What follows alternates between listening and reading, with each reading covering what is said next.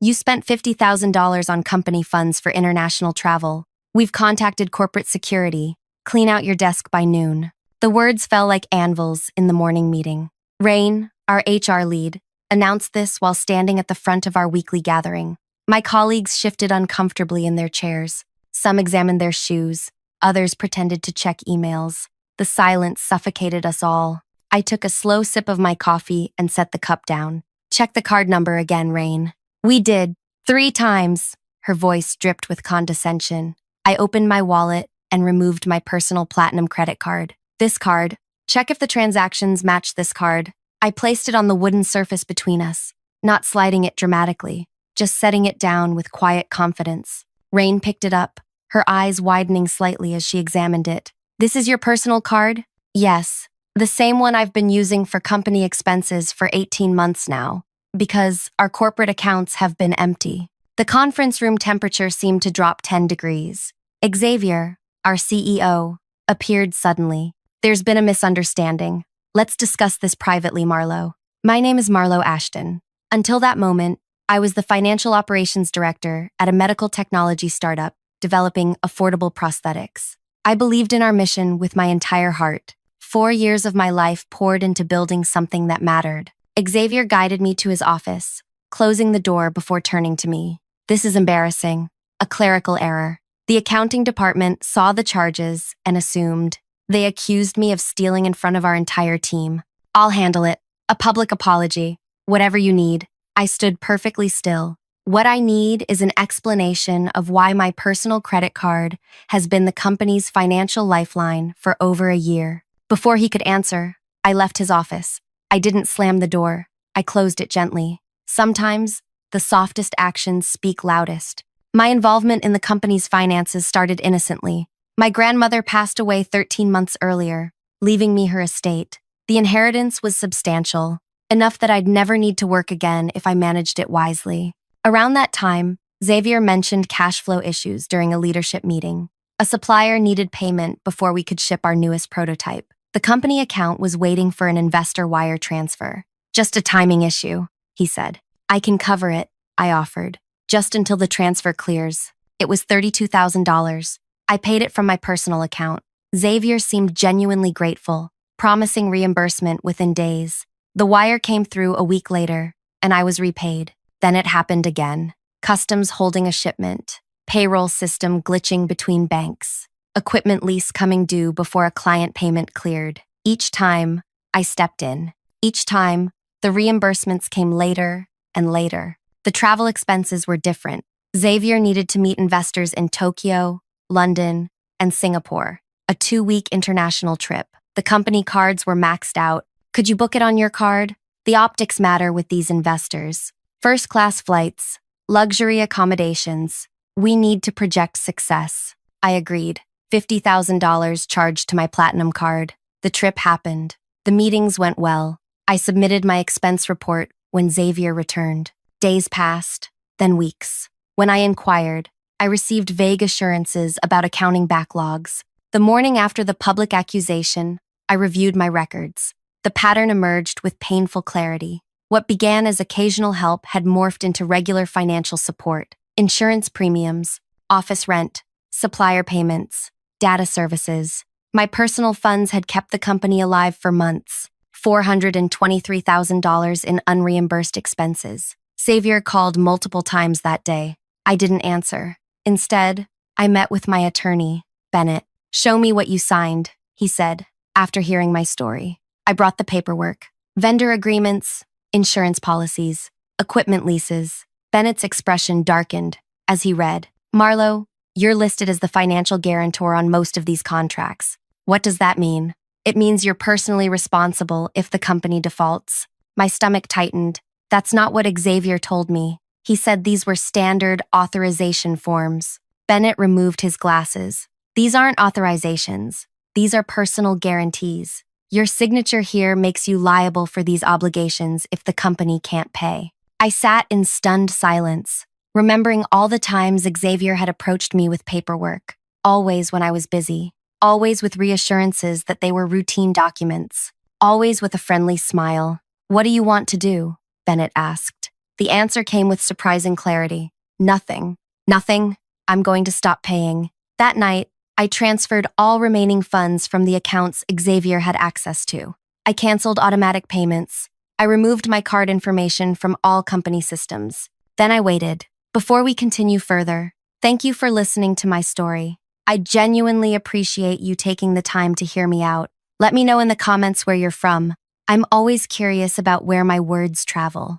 2 days later, it started. First, an urgent text from Xavier. Something's wrong with the payment system. Then another. The insurance company says our policy lapsed. Then, the building management is asking about rent. I didn't respond. By day 3, vendors were calling. Our web hosting provider suspended service. The payroll processor reported insufficient funds. Staff members texted me directly, confused about why systems were failing. I maintained my silence. Our company had appeared successful on paper because my personal funds had been patching every hole. Once I stepped away, the facade crumbled rapidly. On day 4, Xavier showed up at my apartment. I watched through the security camera as he paced outside, alternating between anger and desperation. I didn't open the door. I know you're in there, Marlo. You're destroying everything we built. I texted him one message. I didn't destroy anything. I just stopped holding it together. That evening, Bennett called. The company's primary investor group reached out to me. Why would they contact you? Because during due diligence, they discovered your name on critical financial documents. They thought you were a major shareholder or co-founder. What did you tell them? The truth, that you were an employee who'd been personally financing company operations without proper documentation or authority. The following morning, Bennett forwarded an email from the investor group's legal counsel. They had pulled funding based on material misrepresentation of financial stability. The company had 24 hours to secure alternative financing or face immediate action. I knew no financing would come. When I arrived at the office the next day, security badges didn't work. A notice on the door informed employees that operations were temporarily suspended. People clustered in the parking lot, confused and angry. I didn't approach them. What could I say? That their paychecks had been clearing because of my personal bank account? That our celebrated CEO had been using my inheritance to create an illusion of success? Instead, I returned home and waited for the inevitable. The company declared bankruptcy 3 days later. Assets frozen. Employees terminated. Creditors circling. Xavier's final message came that night. You could have told me you were cutting us off. We could have prepared. Xavier's final message came that night. I stared at those words for a long time. The audacity stunned me. He had built a house of cards with my money, then blamed me when I stopped adding cards to the pile. My response was simple. You accused me of theft in front of our entire staff for paying the company's bills with my own money. He didn't reply. Bennett advised me to file claims as a creditor in the bankruptcy proceedings, but I hesitated. The money already spent felt like the price of an expensive education, a lesson in trust and verification. As the company dissolved, former colleagues began reaching out, not Xavier or Rain, but others, people who had witnessed my public humiliation. They had questions. Why had the company collapsed so suddenly? What had really happened? I didn't share the full story, just enough for them to understand that appearances had been deceiving, that our successful startup had been running on borrowed time, and my personal funds. Some expressed gratitude. They hadn't known that their jobs had been preserved by my financial support. Others seemed angry, feeling betrayed by Xavier's deception. A month passed. The bankruptcy proceedings continued. I focused on rebuilding my life, interviewing with companies whose missions aligned with my values. I was careful to explain my departure from the previous role without bitterness or accusation. Then came the email from Bennett. Marlo, we need to meet. There's been a development. I met Bennett at his office the following morning. He had printed documents spread across his desk. The bankruptcy trustee found something interesting, he said, sliding a folder toward me. Financial records showing systematic transfers of company funds to personal accounts. I frowned. Not my accounts. No, Xavier's accounts. And Rain's. Bennett tapped the papers. Over 3 years, they diverted approximately $7 million from investor funding and revenue. My hands trembled slightly as I examined the records. Wire transfers, shell companies, consulting fees to entities that didn't exist. The evidence was meticulous and damning. The money I contributed wasn't keeping the company afloat. I whispered. It was replacing what they stole. Bennett nodded grimly. The bankruptcy trustee believes Xavier deliberately targeted you after your inheritance. Your financial support allowed them to continue siphoning funds without triggering cash flow alarms that would alert investors. The realization hit me with physical force. I hadn't been helping a struggling company. I'd been unknowingly facilitating fraud. There's more, Bennett continued. Those guarantee documents you signed? The trustee believes Xavier purposely misrepresented them to establish a financial safety net. If the scheme collapsed, creditors would come after you, not him. I sat back, processing this betrayal, the calculated nature of it, the careful grooming, the patient exploitation of my trust and goodwill. What happens now? I asked. The FBI's Financial Crimes Unit is investigating. They'd like to speak with you, as a witness, not a suspect. 2 FBI agents interviewed me the following day. I shared everything. The initial requests for help, the escalating financial support, the misrepresented documents, the public accusation of theft. They recorded my statement and collected my financial records. This appears to be a sophisticated fraud scheme, Agent Varma said. We've seen similar patterns where perpetrators identify wealthy employees and manipulate them into covering shortfalls. I felt foolish, used. I should have recognized what was happening. Agent Kerrigan shook her head. These individuals are skilled manipulators. They build trust over time. The fact that you were working on meaningful technology, prosthetics that help people, made you more vulnerable. You believed in the mission. That night, I couldn't sleep. I kept replaying moments from the past 4 years, the late-night strategy sessions with Xavier, the breakthroughs we celebrated, the patients whose lives improved with our devices.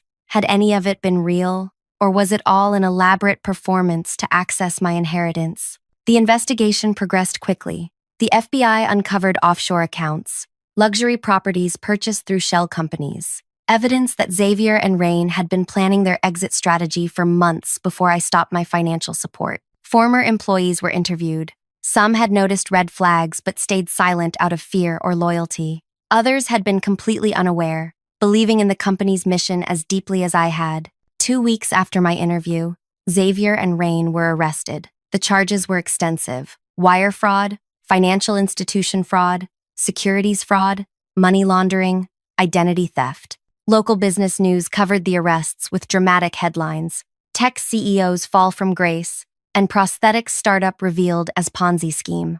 My phone buzzed constantly with messages from former colleagues, industry contacts, even old college friends who recognized my connection to the company. Did you know? Were you involved?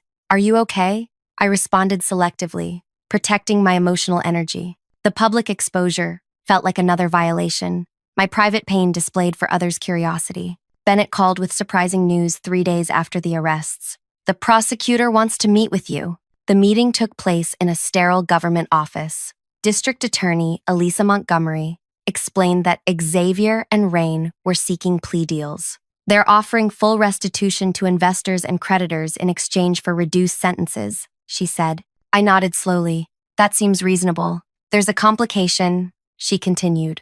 The total they diverted is nearly $7 million. Their recoverable assets amount to just under $5 million. They're claiming they can't repay the remainder. Bennett leaned forward. What does this have to do with my client? Montgomery met my eyes directly.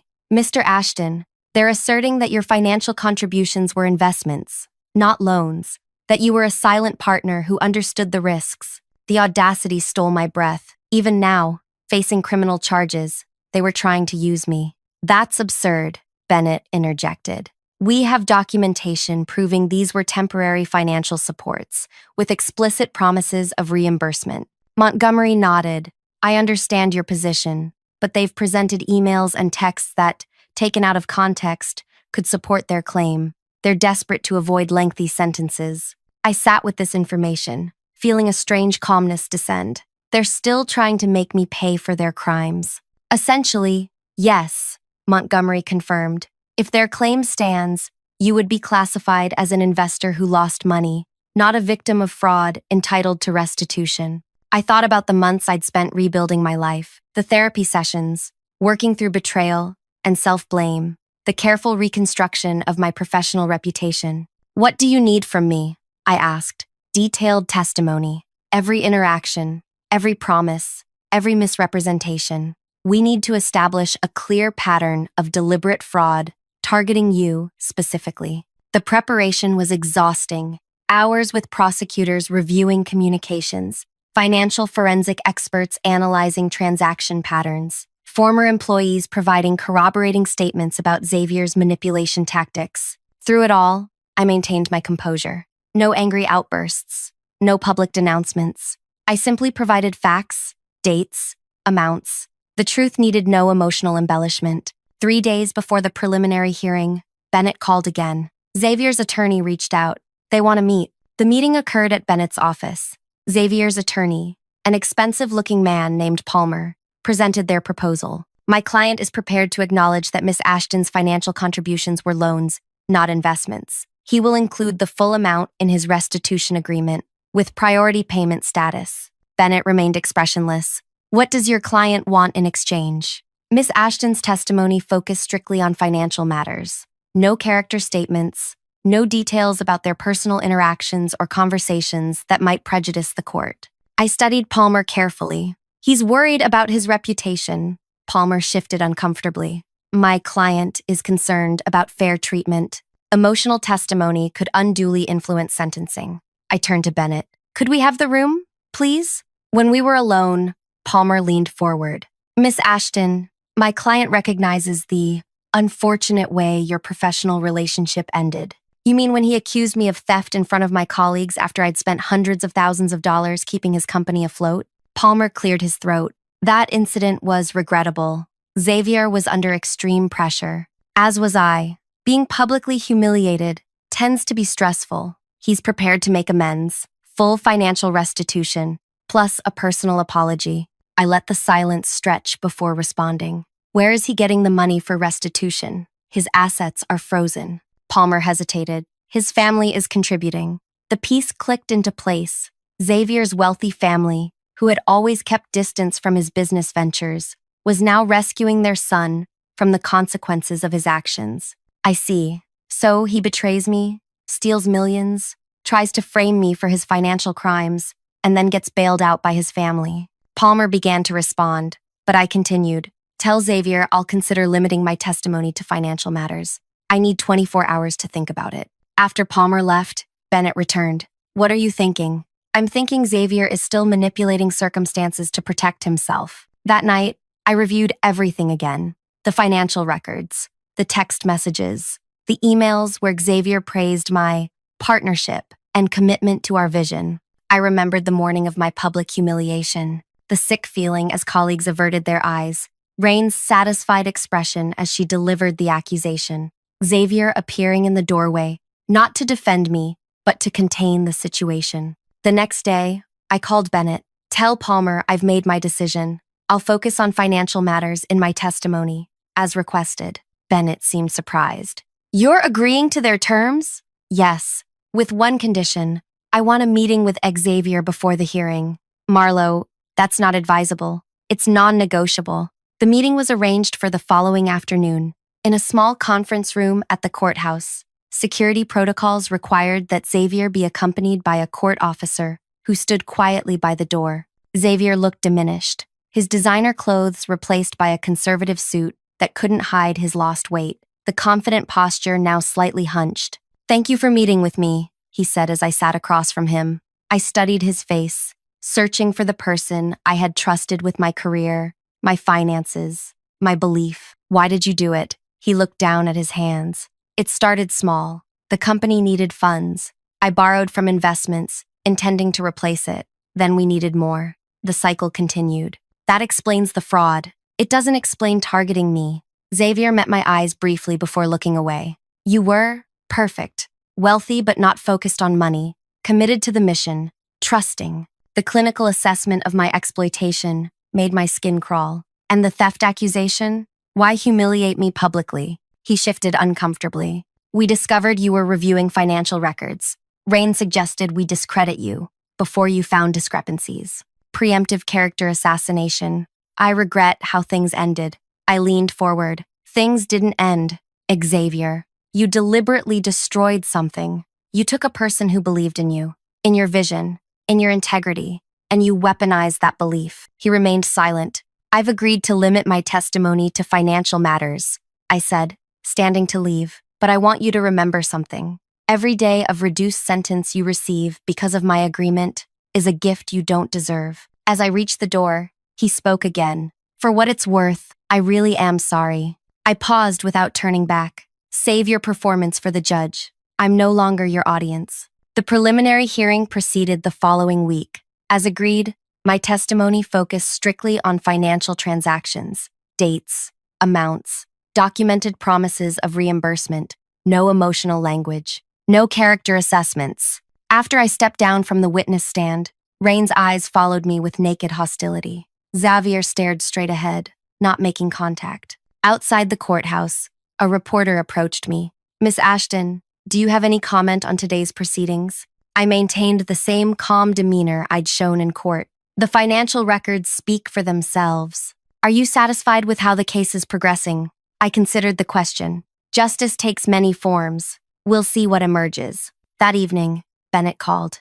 Xavier and Rain both accepted plea deals. 5 years federal prison, full restitution to all victims. They're being sentenced next month. Thank you for letting me know. There's something else. The prosecutor mentioned that your testimony was unusually restrained. They expected more emotional content. I said what needed to be said. Bennett's words stayed with me long after our call ended. My restrained testimony had been deliberate, not out of mercy or weakness, but because I was playing a longer game. 3 days after the plea deals were announced, I received an unexpected email from Daisha Williams, a journalist from a prominent business publication. Miss Ashton, I'm researching the Xavier Rain fraud case. Several former employees mentioned your unique position in the company. Would you be willing to meet for background information only?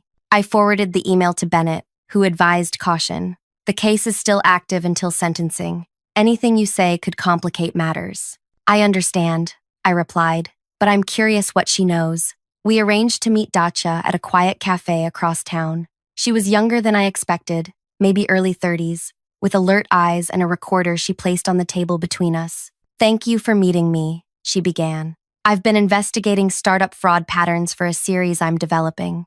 Your case has unusual elements. Such as? I asked. Most financial frauds involve outsiders, investors, banks, customers. Yours involved a trusted employee who was deliberately manipulated. I sipped my tea. Is that what your sources told you? That's what the evidence suggests. I've reviewed the court filings. She paused. What interests me is why you didn't present the full scope of their actions in your testimony. Bennett tensed beside me. I focused on factual information, I said carefully. Dacia leaned forward. But you left out significant details. The public humiliation, the emotional manipulation, the deliberate targeting after your inheritance. Details that would have influenced sentencing.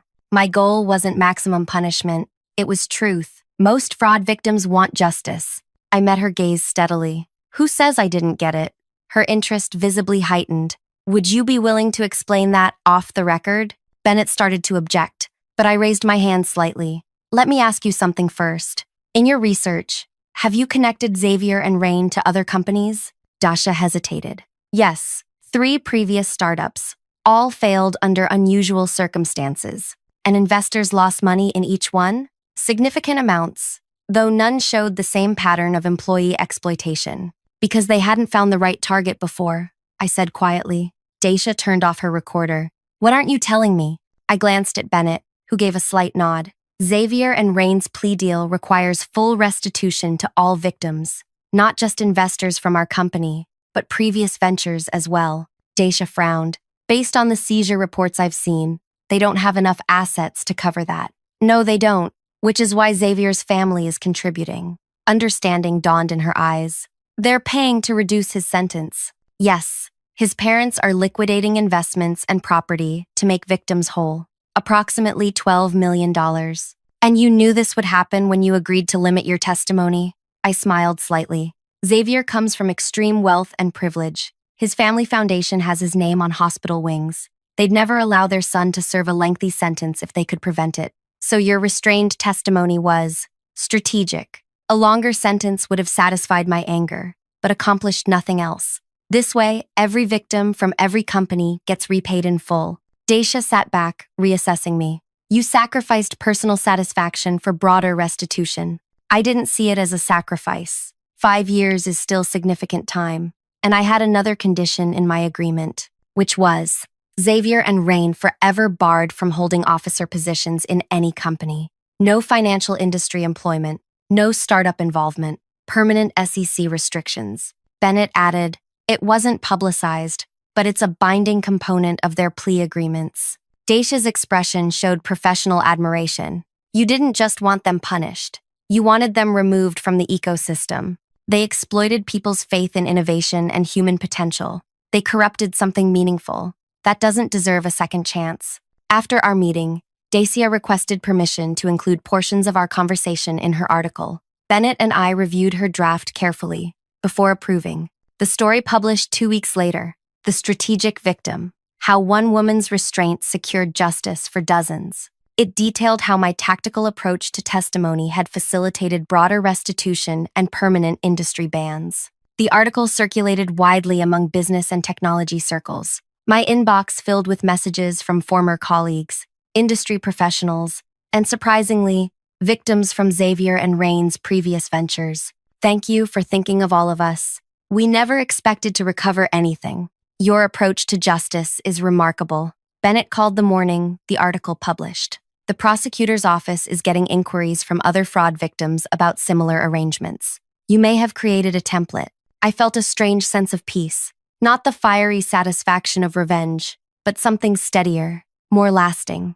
Xavier and Rain's sentencing hearing arrived 1 month after the article. I attended, sitting quietly in the back of the courtroom. When given the opportunity to speak before sentencing, Xavier turned toward where I sat. I want to acknowledge the extensive harm I caused to someone who trusted me completely. Marlo Ashton wasn't just an employee or investor. She was a believer in what we claimed to be building. I exploited that belief systematically. While I can repay the financial losses, I cannot restore that kind of trust. It is my deepest regret. The judge's comments were pointed. The court notes that the comprehensive restitution arrangements in this case were facilitated by Miss Ashton's focused testimony. Her restraint allowed for a resolution benefiting numerous victims beyond herself. This demonstrates remarkable perspective and maturity. Outside the courthouse after the sentencing, several reporters approached me. Miss Ashton, are you satisfied with the outcome? Do you feel justice was served? What will you do next? I answered only the last question. I'm starting a new venture, a platform helping early-stage companies implement financial transparency systems. This wasn't a spontaneous announcement. For months, I'd been developing the concept with 2 former colleagues who had been equally devastated by Xavier's betrayal. We called it ClearLedger, a system allowing investors and employees to track company financial activities through protected verification channels without revealing sensitive details to competitors. The idea had come to me during sleepless nights after discovering Xavier's fraud. If such a system had existed, his scheme would have been impossible to maintain. No single person could have been manipulated as I had been. 3 months after the sentencing, ClearLedger secured initial funding. Our investor presentation included a case study based on my experience, anonymized but powerful. We emphasized how financial transparency protected not just investors, but idealistic employees who believed in company missions. The evening after closing our funding round, I received an unexpected email from Adira, our former lead engineer. Saw the news about ClearLedger. Brilliant concept. Would you consider having coffee? I have something you should see. We met at a small cafe near her new workplace. After brief catching up, she pulled out her tablet. When the company collapsed, I downloaded my work files. Standard practice to preserve portfolio examples. I found something you should have. She opened a folder containing design files for our prosthetic technology.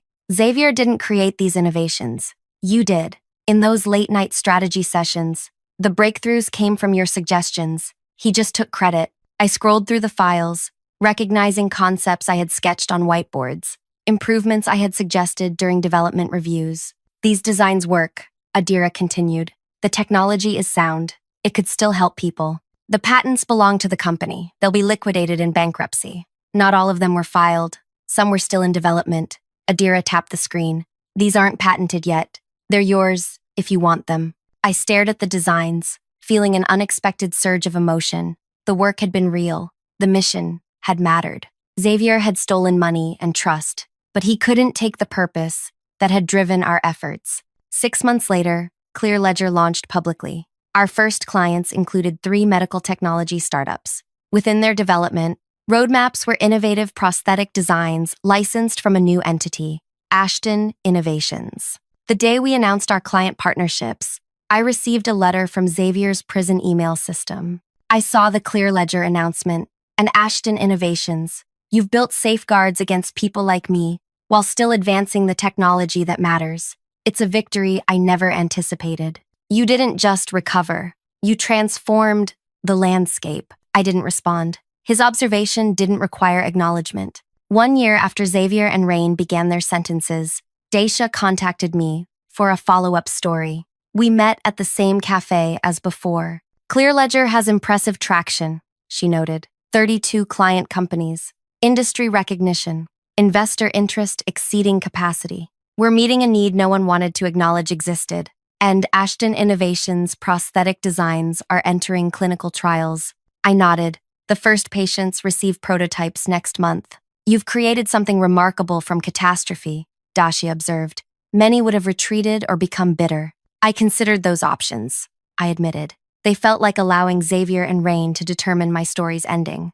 Instead, you created structural change, systems preventing others from experiencing what you did. That's more satisfying than punishment. Is that why you supported their recent request for work release programs? Your endorsement surprised many people. I smiled slightly. They can sort recycling and pick up highway trash like any other inmate. Their permanent industry ban remains intact. But I didn't oppose them having a productive daily schedule. Dacia studied me. You've moved beyond revenge. Revenge would have kept me connected to them. I wanted freedom instead. As we concluded our interview, Daisha asked one final question. What would you tell someone facing a similar betrayal? I considered carefully before answering. Trust can be rebuilt, but it should include verification. Create systems, not just relationships. And remember that the most powerful response to deception isn't punishment. It's creating something better than what was destroyed. The resulting article generated new interest in ClearLedger and Ashton Innovations. Inquiries from potential clients doubled. Investment offers arrived daily. But most meaningful were messages from individuals who had experienced workplace betrayal and found hope in my approach to recovery. My grandmother's inheritance had funded something valuable after all. Not Xavier's fraud, but the lessons that shaped what came after. The technology would help people walk again. The transparency platform would protect other idealists. The experience had cost me financially, but the return was immeasurable. If you found value in this story, please consider sharing it with someone who might need to hear that betrayal isn't the end of their story, just an unexpected turn in the plot. The most powerful chapters often come after the deepest wounds. Thank you for listening to my journey.